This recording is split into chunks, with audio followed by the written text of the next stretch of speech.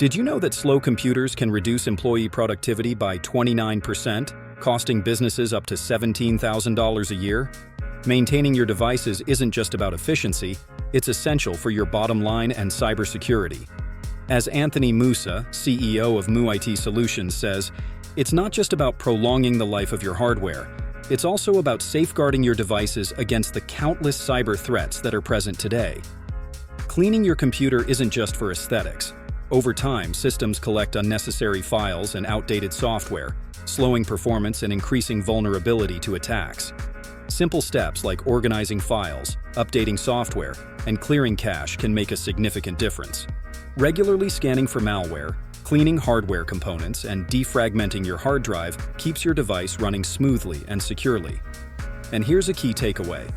Routine maintenance isn't just for your device's performance. It reduces risks like malware infections, accidental data exposure, and even identity theft.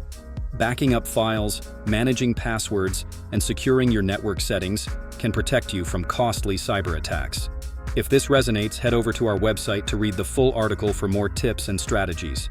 And don't forget, you can add us to your Spotify playlist for future updates on keeping your tech secure and efficient.